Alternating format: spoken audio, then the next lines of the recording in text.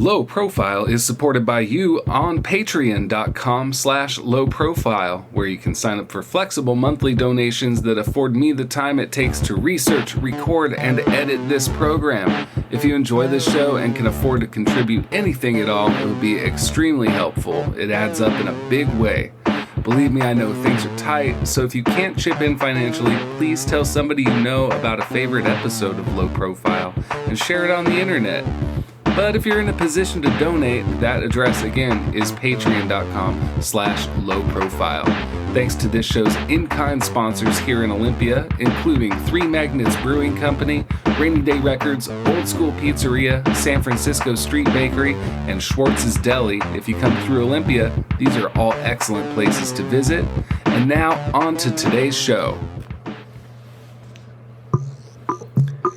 Howdy, it's Mark Lee Morrison, and this is a bonus episode of Low Profile from KAOS 89.3 FM in Olympia and Ruinous Media. Today we're going to be digging way back into the archive to episode 4, focusing on Margo Guryan. This was recorded in early 2019 when I was still figuring out this show's format.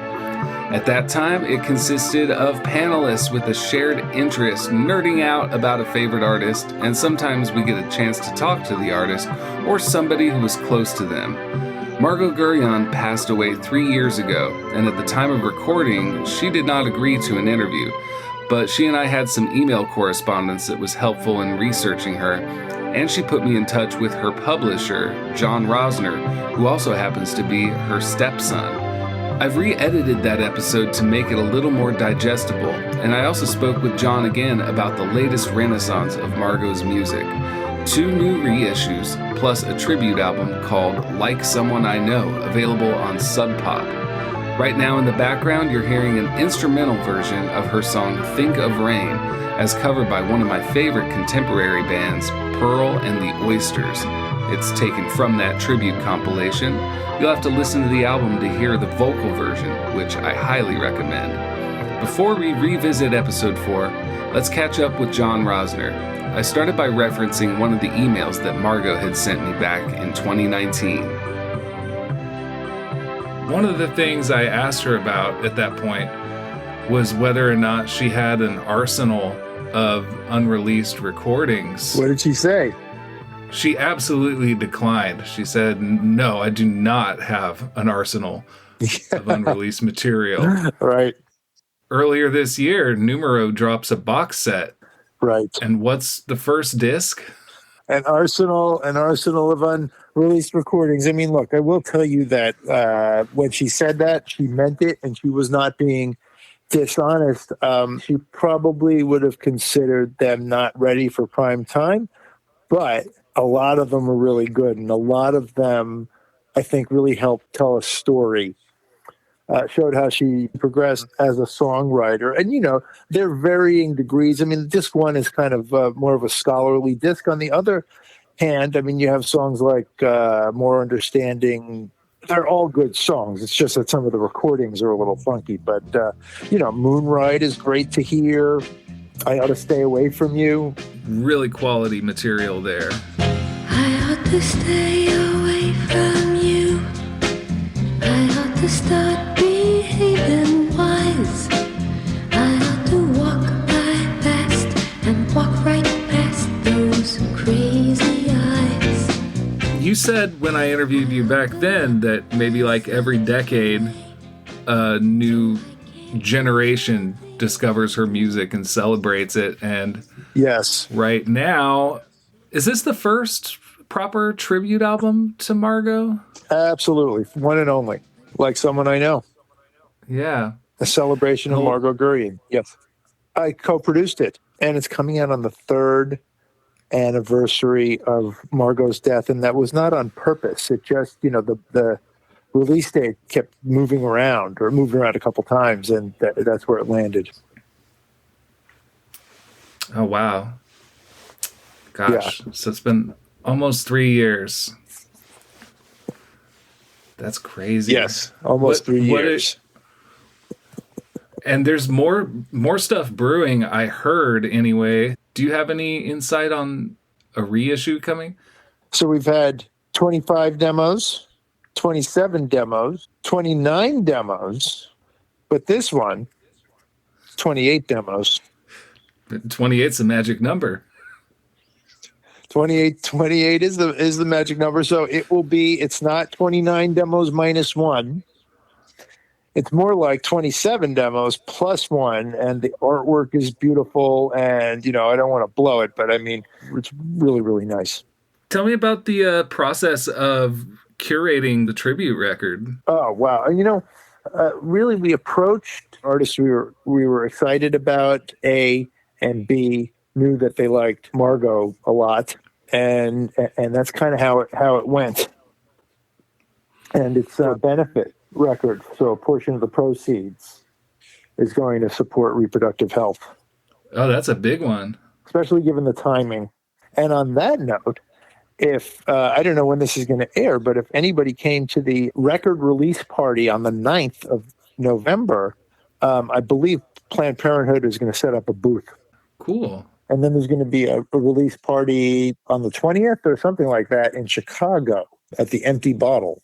Well, on that note, maybe we can play the listener a little snippet of one of these tunes. You have a leaning toward a particular song to tease the record? Let's try Top Sunday Morning.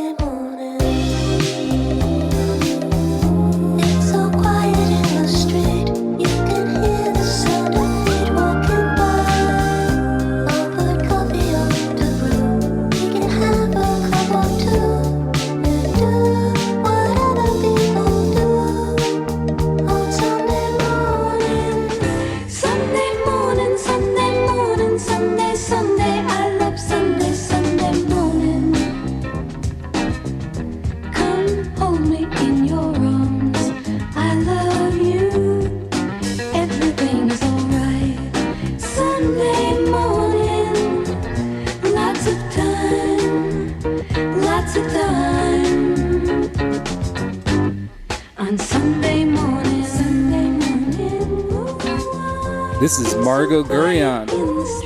This is the demo version of her song Sunday Morning. And this was recorded in the late 60s, intended as a demo for other artists to base their own recordings of. And it's really good. It didn't see the light of day till about 20 years ago. And I'm glad it did. I've been a big fan of Margo ever since she was reissued in the U.S. I guess she was a big cult favorite globally for quite a bit longer than that.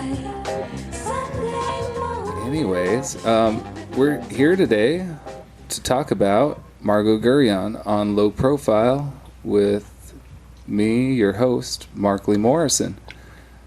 Today, all the way from St. Louis, Missouri, Michael Sean Coleman. How you doing, Mike? Doing well.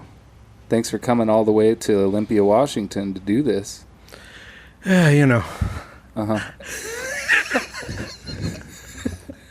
And then on my right, I've got another old friend of mine. You've heard him before if you've been listening to the show. His name's Andrew Dorsett, and he came down all the way from Whidbey Island. That's right. Biggest island in the continental U.S., is that correct? Is that true? I think that might be true. It might be true. We're going to say a few words about this lady, Margo. Oh, yeah. She came on the scene as a songwriter after having a stint in jazz and deciding that she didn't like the performance element of jazz. She didn't want to go jam at clubs or anything like that, so she went the composer route. It's the best part, I think. Studied it. It's where the money's at. You do the leg work. I'll do or is she doing the leg work? What part of the body does the performance? I'd say that's mostly the legs, yeah. All right. So she's a pianist. Yeah, apparently Ahmet Erdogan and Jerry Wexler at Atlantic. Producers? Correct. Producers. Okay. Determined that Margot's voice was not tracking properly, or they came to the conclusion that she was not a singer. And then she got a new producer, a guy named David Rosner, had the idea to just multi-track her voice. So you got a room full of Margos singing at you. And that's what you need sometimes. And I think sounds real nice. Oh man, therein lies the magic. Yeah, this is called Something's Wrong with the Morning.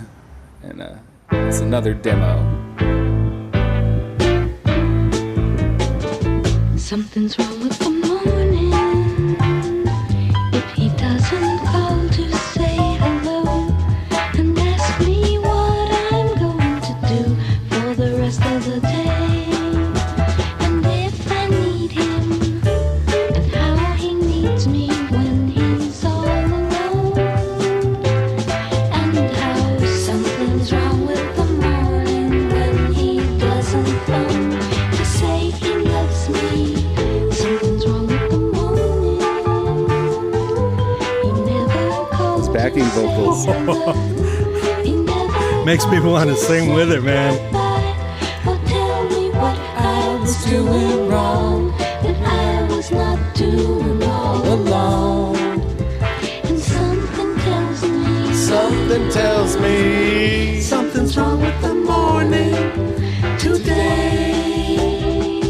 Something's wrong with the morning. He never called to say hello.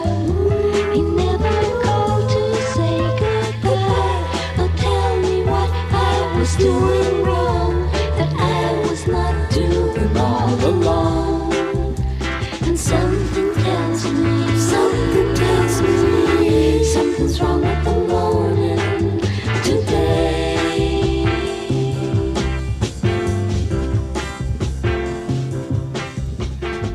And that's another exclusive version with added backing vocals Something's available wrong with the morning. only on this podcast.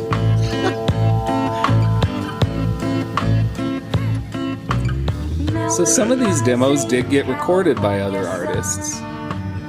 A lot of them just sat dormant for years. And who was the label that put out this? It was initially Released in the late 90s, early 2000s on Franklin Castle by a guy named Linus of Hollywood.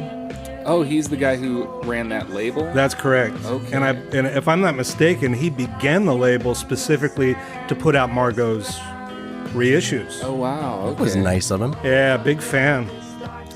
I looked up Oglio Records, who is Franklin Castle is a subdivision of, and they mostly their website lists this stuff and a new Smash Mouth collaboration with God, I forget who it was. I want to say it was maybe like Daryl McDaniels from Run DMC or something like that. Recent. They're like, yeah, Smash Mouth's ready to come back. Wow. But also, here's all this great Margo Guryan music. Wait a second. Smash Mouth and Margo Guryan are doing a collab? It's produced by Billy Joel, I think. I knew we were going to get there eventually. I just couldn't wait for it. Oh, gosh. So she also had an album that was released back in 1968. Like a proper album, not just some proper demos. album. Yeah. That's correct. I've got it in my hand. Yep, right there. What's it called? It's called Take a Picture. Why don't you show all the nice listeners what it looks like? Okay, can you see? Yeah, you got. Yeah, Yeah, just take a kind look of at that behind cover. a wet window. Look at that. Some It's Margot's beautiful face gazing out of a kind of glazed window with rain running down, painted kind of a dark, glossy black. She's so pretty, and she's got such a whimsical look about her. She it just does. matches the music, you know? Kind of a Mona Lisa smile going on. To love each other, just in case of cloudy days to come. See the smile on my face. Take a picture so we can remember the things you do to make me smile this way. Ask the stranger to take a picture. We should have one side by side. Look at me and say I love you. Aren't I the picture of pride? You take a lot of pictures yourself, don't you, Mike? I do, yeah. I took quite a few this morning, in fact, just before I came up to join you guys, right around downtown Ole here. So we can be Yeah, one of the biggest shutterbugs I know. Yeah, the dream I enjoy it. Just trying to walk around a place with this guy. come and take. This number is, for me, it's so sad and pretty, it's almost difficult to listen to. Such a beautiful song. Yeah. These arrangements are just gorgeous too. I also like in a lot of her songwriting, there's a lot of surprises, little rhythmic things that kind of catch you off guard. Kind of almost hard to follow if you don't know it. Mm-hmm. It's nice. Sunny days, happy times. Take a picture so we can remember the things we share, the dreams we're dreaming of. Come and take a picture of love.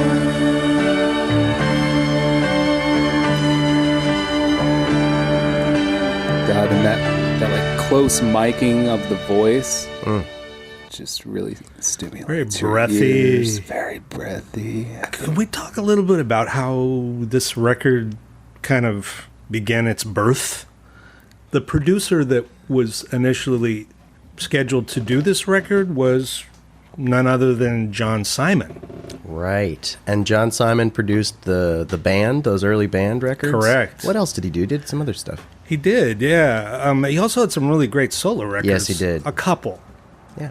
Yeah, I've got one right here. It's sitting yeah. on the windowsill. Yeah. it's special music that guy made. What's the story? He didn't end up producing Apparently it after all. not. That's right. Yeah, apparently he became unavailable and, enter Mr. Rosner. David Rosner, who's now Mr. Margo Guryan Rosner. Oh. And he was the magician who came up with the multi-tracked vocals. Yeah. And boy, kind of defined an aesthetic there, I would say. So which song was it that John Simon produced? Don't Go Away was Don't the Go one that John Away. Simon produced. Oh, that's a good one. Cool. Yeah, that's a real like kind of up-tempo number. It's this.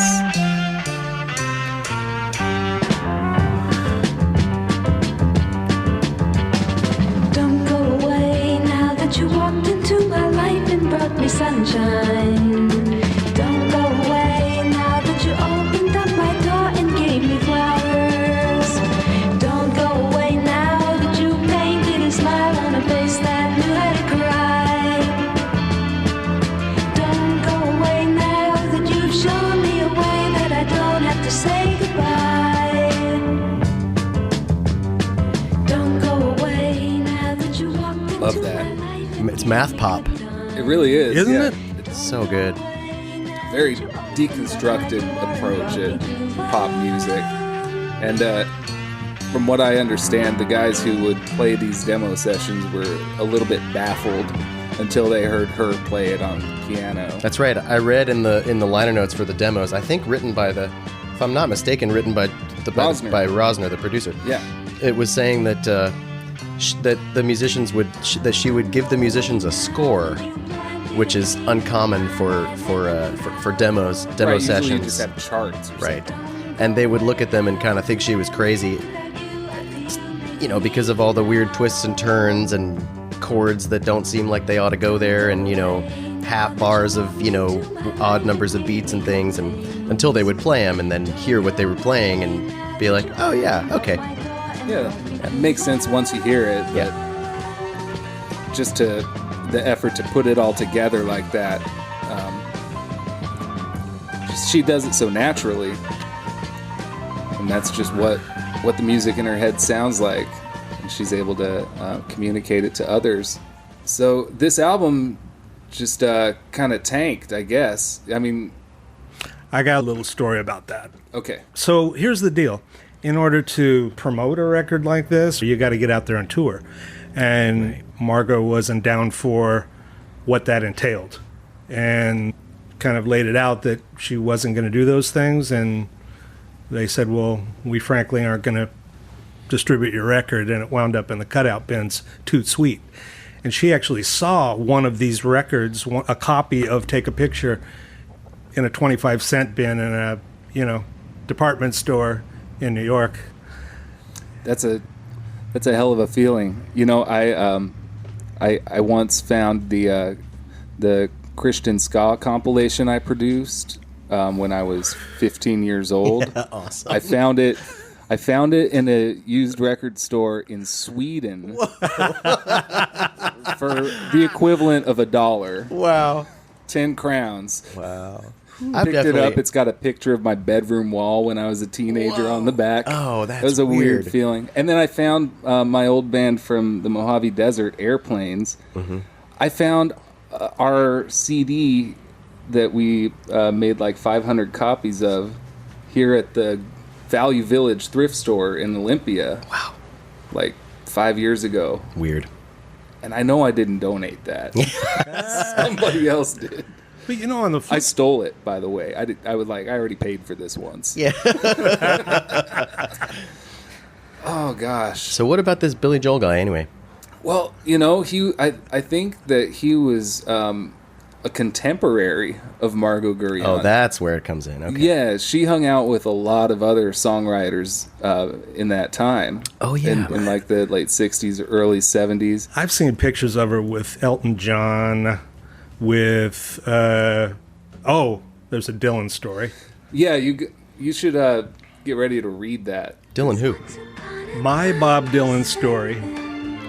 David, my husband, and I were invited to a party at Neil Diamond's house. There were 3 large tables set up with placards at each table. We sat at our assigned table. David got up to say hello to someone.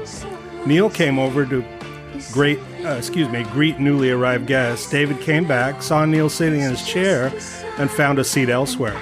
Our table consisted mostly of lawyers and other dorks. Neil left, and I was now sitting next to Bob Dylan on my right and an empty chair on my left. Dylan didn't say a word, and the lawyers were busy chatting at each other. That's the movie table, I said to Dylan. He turned his chair to look at the table where Suzanne Pluchet, agents, and other movie people were seated. Dylan still didn't say a word. About 10 minutes later, I said, and that's the comedy table. Dylan again turned his chair. His back was now facing me, and looked at the table where Albert Brooks, Rob Reiner, and other comedy people were seated. Every few minutes, that table erupted with laughter. I so wished I could have been seated there. Another 15 minutes passed. I said, and I don't know what the f*** this table is. He burst out laughing. I made Bob Dylan laugh, but I couldn't make him talk.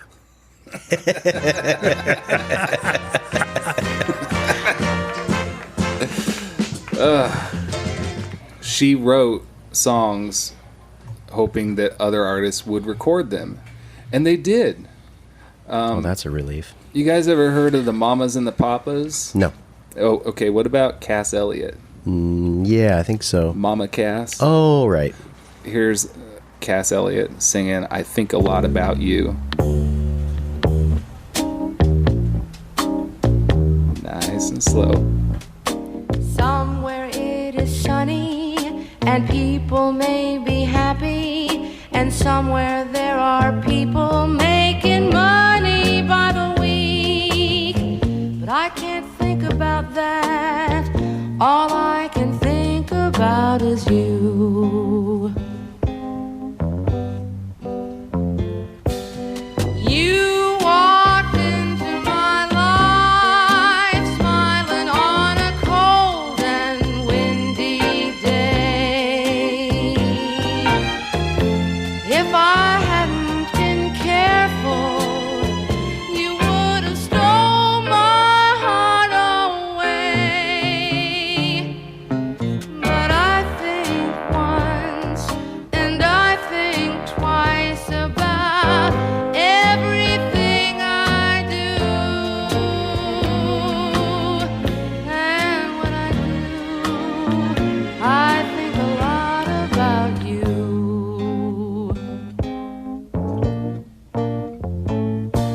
Somewhere it is raining and people are unhappy, and people are complaining that the world has gone to pot.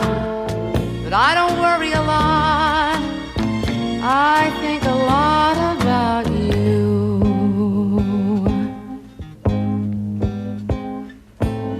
You walked in. So I guess this is from her album Don't Call Me Mama Anymore. That's just a great example of how, in Margo's writing, she's just so damn clever. There's that little phrase, the da, da, da, right? She uses Cabaret. that. Yeah, right. It's a cliche, right, from Cabaret and that kind of stuff.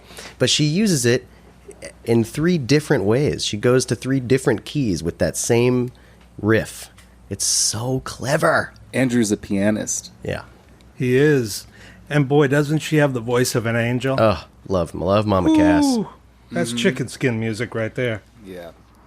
Well, Margo, when she reached out to me, told me that that was one of her favorite versions of her songs that's out there. It's one of my favorites, too. She also really enjoyed this version of Come to Me Slowly, a song she wrote that Julie London wound up recording. Here's some of Margo's favorites of her stuff, and let's hear what this one sounds like.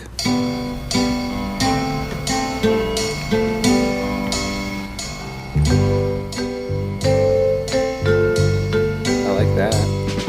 Come to me slowly so I can see your eyes. Come to me slowly so I can see your smile. Watch it undo me. Now come a little bit closer to me and say you love me today. Come to me slowly and tell me what I want to hear. Come to me slowly. That little weird rhythmic bit there. Can feel your So Margo. It's just so Margo. It really is. Great. They nailed it. She does a neat little trick in that one, too. It's very Cole Porter. Goes from minor to major. Yeah. I think her most covered song is Think of Rain. We're gonna kind of do a ham-fisted composite of 3 versions. So first we're gonna hear Malcolm McNeil, and then after that we're gonna hear Jackie DeShannon, and then we'll hear Claudine Langer. 3 different interpretations of this song. This is Malcolm McNeil.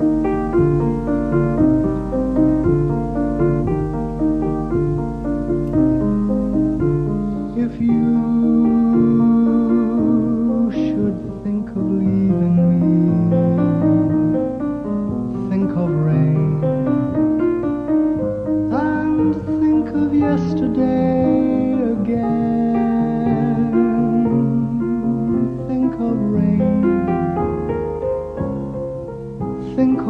holding hands and running for cover, laughing all the time and stopping to kiss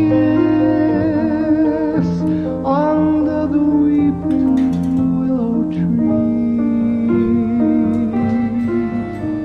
If I should break your heart one day, think of rain, and maybe you will have to smile. This would be Jackie DeShannon. If I should break your heart one day, think of rain, and maybe you will have to smile. Think of rain. Those sirens are not in the original recording. We have a special version here. They're playing our song. To forgive me, think of rain. Think of rain.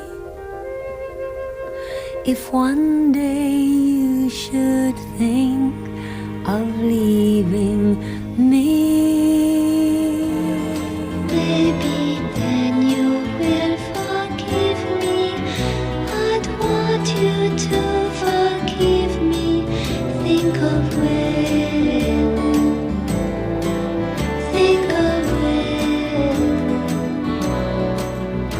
If one day you should think of leaving me.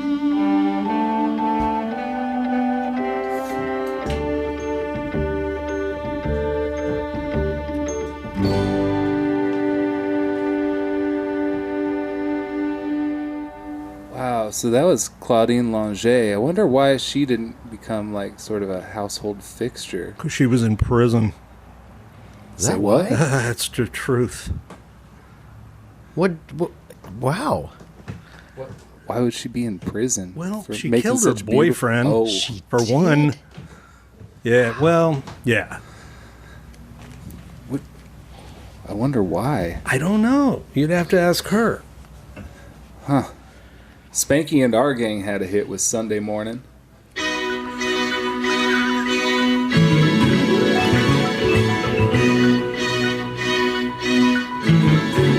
I've never heard this before, have you? No. Mike is smirking. Sunday morning, sun shining from your eyes, sleepy face, smiling into mine. Sunday morning, lots of time with nothing to do, lots of time to spend with you. Sunday morning, on Sunday morning, it's so quiet in the street, we can hear the sound of feet walking by. I'll put coffee on too, we can have a cup or two, and do what other people do on Sunday morning.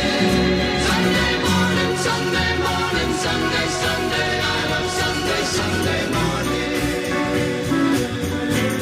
Come on, hold me in your arms, I love you.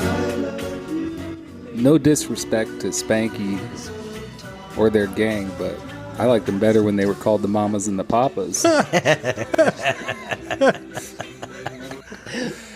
But God bless them, because they hopefully got Margo a few bucks there. No doubt. Yeah. That's a cool version. I like that. It's different.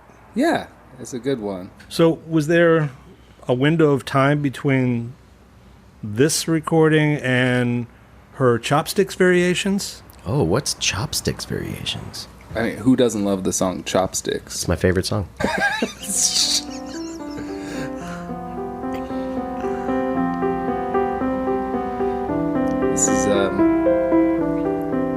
This is one of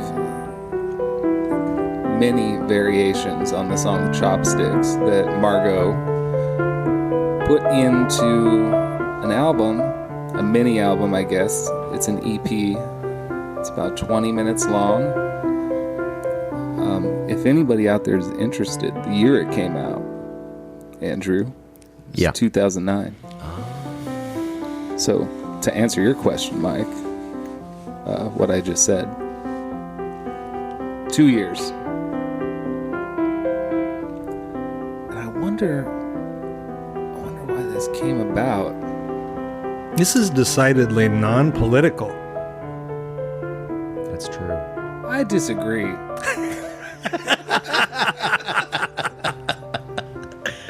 It's also decidedly very much a variation on the theme of chopsticks. I can't hear chopsticks in this hardly. It's interesting. Supposedly it's in there somewhere. Yeah, I wonder. There's also a boogie woogie variation. Oh my. Everybody loves a little boogie woogie. Boogie boogie, if you will. I will.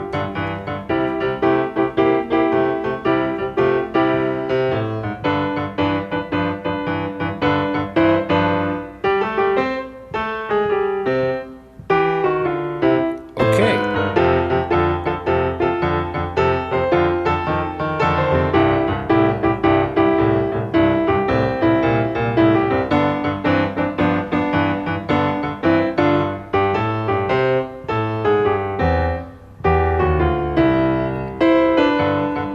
Oh yeah, it's in there.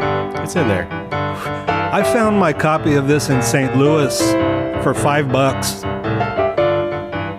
Well worth it, I bet. I'll say.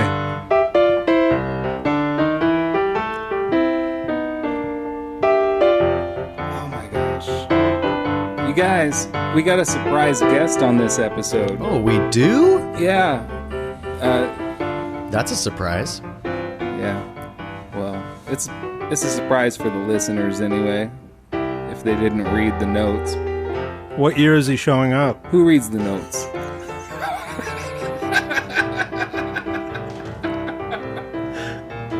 We're going to talk to a guy named John Rosner in just a few minutes. And we talked about David Rosner, Producer. who later married Margo and brought John along for the ride. From what I understand, or from what I've read, Margo is quite fond of this fellow we're about to speak to. Oh, that's good. I talked to him about a week ago, Yeah. and we had a really nice chat. I'm fond of him too. I'm looking forward to making a new friend. Oh, yeah. So there's it's kind of funny how I got in touch with this guy actually. You're listening to Low Profile. This is a re-edited episode from 2019 featuring an interview with Jonathan Rosner, the publisher and stepson of pop singer-songwriter Margo Guryan, who passed away in 2021. I'm joined by panelists and Margo aficionados Andrew Dorsett and Michael Sean Coleman. You were talking to me on the phone, Mike. Yeah. And you kept on going on and on about some guy named David Frischberg. Yeah, I did. And I looked him up. I found his website and contacted his manager and told him what I was working on. And he texted me and asked what I was doing on Margo and if I could talk soon. So a few minutes later, we were on the phone, and he said, Oh, she's my stepmom. We've been talking about Margo for close to an hour now, and Wow. listening back to her music and everything, and other people doing her music. And what we don't know is who is this amazing lady? Which version? Who else are you listening to? Were you listening to Claudine Longet or? Pretty much everything. We listened to everything we could get our hands on. I got a couple that we have. You listened to there's a band. I don't know if, what you're allowed to say and what you're not to say, but a band called the F Word doing the song "Love Songs." I've heard of that, but I have not heard that yet. We'll probably It's very good. Oh yeah. Oh, we should hear that. We're gonna drop that in because I actually do like that band. I had their album Cupid's Cactus. Right. Oh man, great stuff. Oh, wow. I like them too. All right. So I mean, look, she's a wonderful songwriter, and she's been my stepmom since I was conscious, really. Okay. So I grew up with her. I don't remember life, without her, like a second mom. So. Man, that's great. I kind of look at her from that perspective, but I also handle her, publishing catalog and also all the masters that we control as well. So I've been very involved in this. Now I kind of look at this as kind of a third coming, because it seems to hit a wave of new young people every 7 or 8 years. Yeah, that sounds about right. The latest being kind of the Burger Records folks and Crowd and psych rock folks and all that. Yeah, it just stays in the cycle. Fantastic. There was every year something seems to happen. On the internet, at least with the Christmas song, "I Don't Intend to Spend Christmas Without You," and our nice surprise this year was Frank Ocean putting Margo's version on his blonded Christmas playlist for awesome. Apple. Yeah, pretty cool. What is it about her music that keeps aging well? Like, I mean, to me, her music sounds so contemporary in some ways, and also very of its time in other ways. Wow, well, that's interesting. I mean, there are people who would have sworn that Belle and Sebastian had heard Margot's music. Oh, right? yeah, definitely.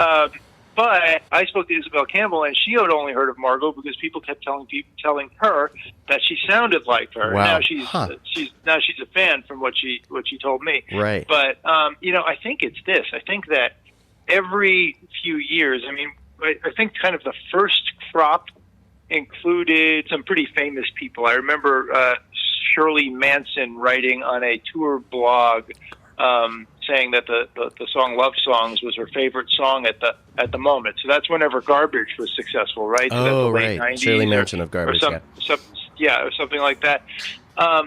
But I think, and at that time there was folks like the folks in the Wondermints. Sometimes you find folks who write really amazing songs, but together it's rare. Right. Do you remember when she made the shift from jazz music to pop No, I wasn't songwriting? alive. Oh, yet. okay. Yeah, Right. yeah. I mean, I was almost alive. Or, you know what? Maybe I was alive because I was born in 1967. But it was all because of Dave Frischberg. Oh, okay. Because Dave Frischberg came over to her apartment in New York City in the 60s at some time, and I think brought over Pet Sounds. And Margo was a jazz person, and like a lot of jazz people, that's all the music there is, and then everything else is not as good or something, or they don't like pop music very much, a lot of them. Right. And then she heard Pet Sounds and went, if this is pop music, I'm in. And that's when she started writing songs like she did for Take a Picture. When I was conscious of the music that Margo was writing, it was when she was writing a lot of the songs that eventually ended up on 25 demos in the 70s, because I was a little kid. I remember the Wurlitzer piano in the apartment in New York, and Margo writing these songs.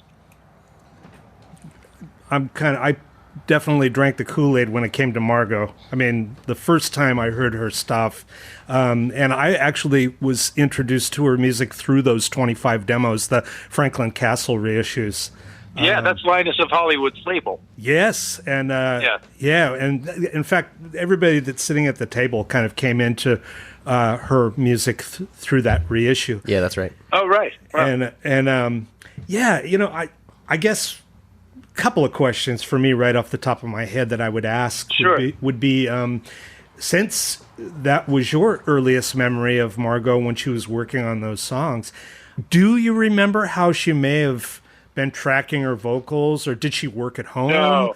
Did she work in a no. studio? She definitely wasn't working at home. Okay. I can tell you that much. And I do remember. I remember when California Shake was recorded. Yeah. And I remember as like a 9th birthday present, they let me go in and sing it on the track. Mm-hmm. Oh wow! Whoa, Which cool. was, That's kind awesome. of fun for a little kid. That was Neil Diamond's band playing on California Shake. No kidding. okay. Wow. Yeah. Oh, we haven't played that actually, one, but it's on the queue. So now we're Oh, right on. You know. Yeah.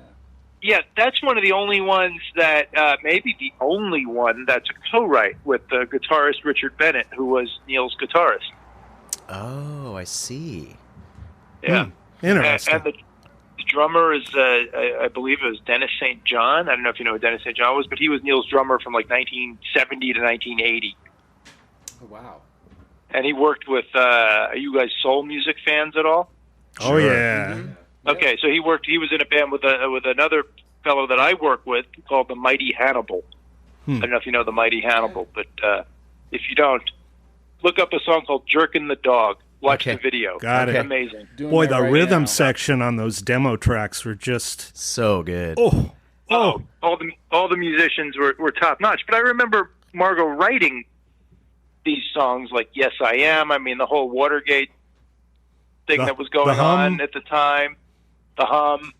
Yeah, so I remember all of that, and it was just part of life hearing these, and I guess hearing songs on occasion from Take a Picture, which was really this thing of the past. Of course, it felt like it was a long time ago to me when I was really young, but it was only 7-8 years prior, I suppose. But when we first learned that Take a Picture had an audience, for the first audience for 30 or whatever years, we were in the office, my dad and I, and we received a royalty statement from JazzRack, which is the Japanese Performing and Mechanical Rights Society, right? So they would pay you for performance rights like ASCAP, BMI, and CSAC, and they also pay you for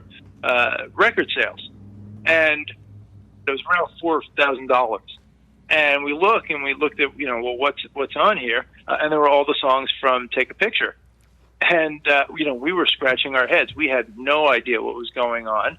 And it turned out that Take a Picture had been pirated in Japan. Oh, wow. But as opposed to here, when you pirate a record and it's totally underground, they had to turn in the song titles of what they were pressing. And when they did that, it went into the system and they were able to locate the publishers and writer.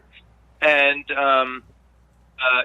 that was it. That was the very first, that was the first time. A couple of things, kind of happened at once. We found out about that, and then we found out that she'd be written about in various Japanese publications or books, and she was kind of the soft pop queen of Japan. Wow. That's at least what these books said. And then, I, for the life of me, don't know how we found out about this, but we did. We had found out that Pizzicato 5 had sampled Claudine Longet's version of I Don't Intend to Spend Christmas Without You. And Pizzicato 5? Yes. Yes. Yeah, there's a song called 20th Century Girl. You can look that up, and you can hear the sample is looped is looped throughout. And I went to Matador, and it was unlicensed. They credited Claudine Longet the master portion of the sample, but not the not the song. So I called Matador Records and I said, what's going on here? And the general manager of Matador Records, Patrick Amory, seemed less concerned that I was kind of, being the publishing police and calling and trying to, sort this out and get this licensed and paid, and more impressed that I knew Margo. And I was a little bit taken aback because obviously there was stuff brewing, Right. Unbeknownst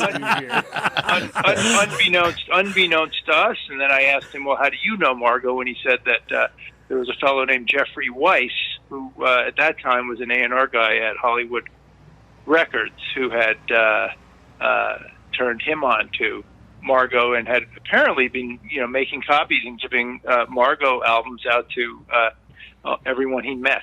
And we're friends to this day, Jeffrey and I. Oh, wow. That's a good story. What a story. I think me and a lot of people are curious just what was going on between 68 and 2007. Like, life. Yeah. Life.